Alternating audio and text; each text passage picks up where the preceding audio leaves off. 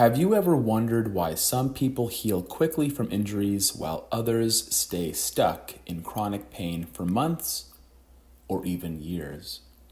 Or why your stiffness and pain seem to move around your body, never quite resolving? The answer might surprise you. It's not about weakness or age. It could be about inflammation, creating a toxic environment for your fascial system, and that keeps your body trapped in protective patterns. What's up, everybody? We are back. It's me, Joseph Barker, your friendly neighborhood structural integrator. We've been exploring the fascial system, that incredible web of connective tissue throughout your body. We've talked about what fascia is, how stress gets stuck in it, and why hydration is crucial. Today, we're diving into one of the biggest roadblocks into fascial health, chronic inflammation, and why it keeps your body stuck in pain and restriction. First, let's understand what inflammation is.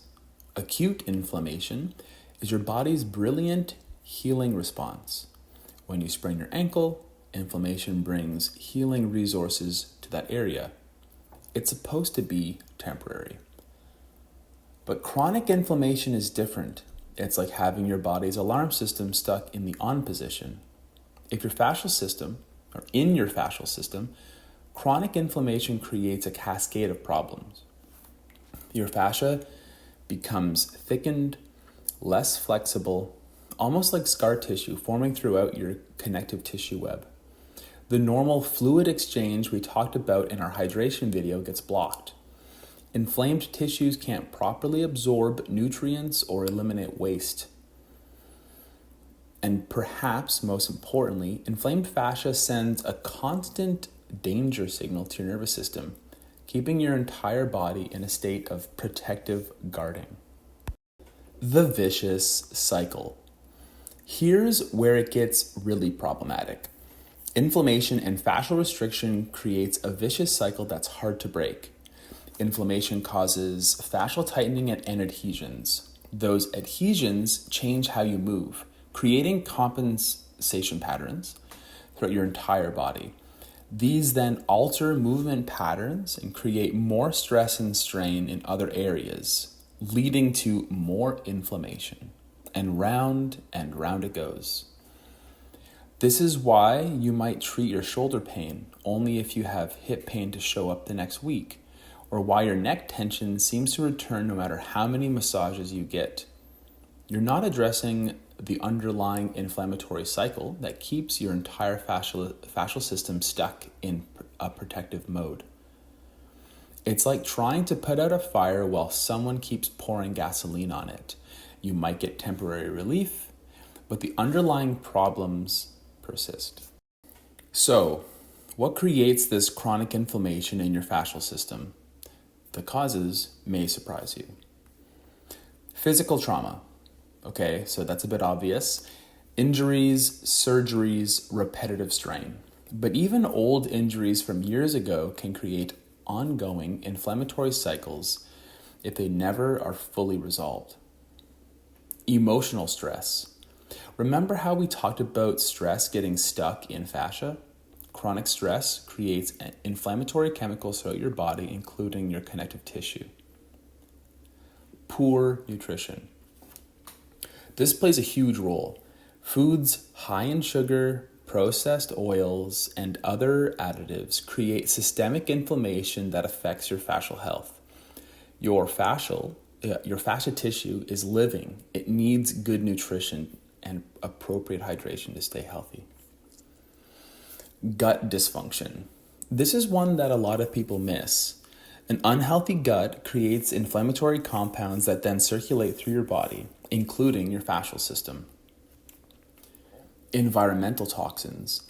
Chemicals in our food, air, and products can trigger inflammatory responses that affect our fascial health. Sleep disruption. Your fascial system does much of its repair work during deep sleep. Poor sleep perpetuates this inflammatory cycle. and dehydration, which we talked about last time. Dehydrated fascia is more prone to inflammation and injury. The good news is that you can break this cycle, but it requires a multifaceted approach. First, start with your diet. Focus on anti-inflammatory foods, omega-3 fatty acids like fish, leafy greens, berries, turmeric, ginger. Eliminate or reduce sugar, processed foods, and foods that you're sensitive to. I can't stress this enough. When people take processed foods, processed sugars out of their diet, things only get better. Support your gut health. A healthy microbiome is crucial for managing inflammation. Consider probiotics, fermented foods, and working with a practitioner if you have more complicated digestive issues. Manage your stress. We talked about how stress gets stuck in fascia. It also creates inflammation. Meditation, breath work, forest bathing, or whatever helps you genuinely relax and reset your nervous system is a must. Move, but move wisely.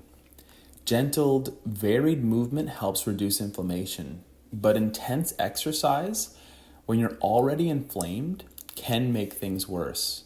So listen to your body and reach out for professional guidance from trainers, coaches, therapists. Prioritize sleep. This is when your fascia system repairs. Poor sleep will keep the inflammatory cycle going.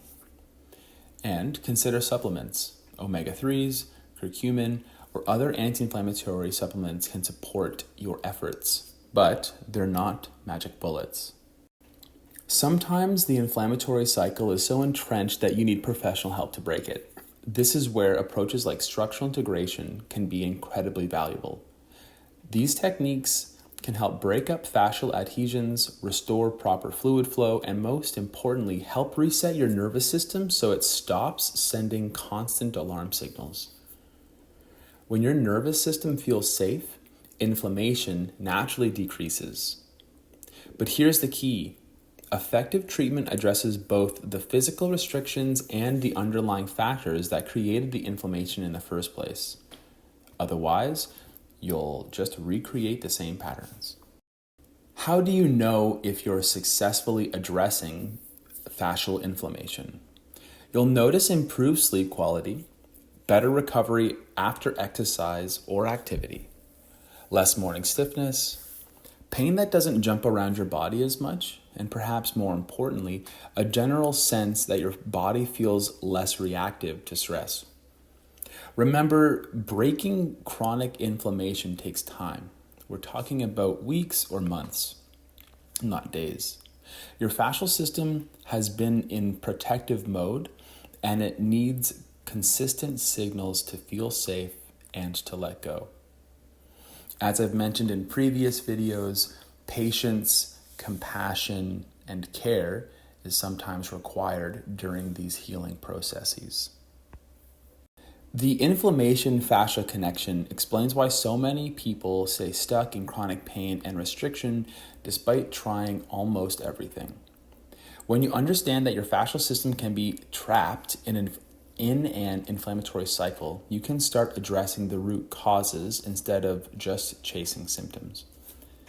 If this resonates with you and you're ready to break free from chronic patterns that have been keeping you stuck, I would love to help. Check the description for ways to contact with me. Subscribe for more insights into how your fascial system really works, and let me know in the comments, what do you think might be contributing to inflammation in your body? Thanks for watching, and remember, healing is possible, but sometimes we just need to look deeper than the symptoms.